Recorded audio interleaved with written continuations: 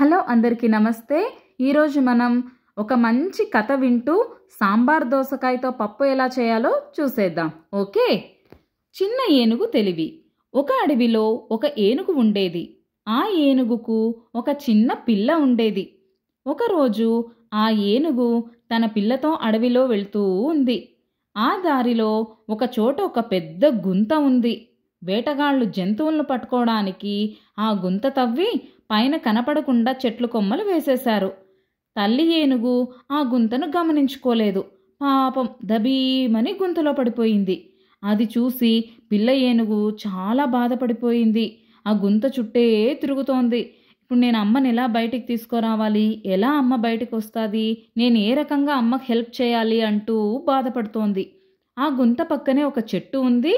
ఆ చెట్టు పైన చిలుక గోరింకలు కూర్చున్నాయి. అవి రెండు ఇదంతా చూస్తూ ఉన్నాయి. ఆ పిల్ల ఏనుగు ఊడలు లోపలికేసి తల్లిని బయటికి లాగుతాదేమో అని చిలుక అనింది. కానీ అది చిన్న పిల్ల కదా, అంత పెద్ద ఏనుగును లాగడం దానికేం చేతనవుతాది అని గోరింక అనింది. అయితే గట్టిగా ఘీంకరిస్తూ సహాయం కోసం ఎవరినన్నా పిలుస్తుందంటావా అని చిలుక అంటోంది. కానీ ఆ అరుపు విని ఏ పులో సింహమో వస్తే అమ్మో ఇంకా అసలుకే మోసం జరగచ్చు అంటూ గోరింక అంటోంది. అవి అలా మాట్లాడుకుంటూ ఉంటే చిన్న ఏనుగుకు ఏదో ఐడియా వచ్చేసింది. ఒక్కొక్క రాయిని తీసుకొని గుంతలో వేయడం చూసినాయి చిలుక గోరింక. ఏమబ్బా ఈ పిల్ల ఏనుగు అలా గుంతలోకి రాళ్లు వేస్తా ఉంది అంటూ అవి మాటలాపేసి చూస్తూ ఉన్నాయి.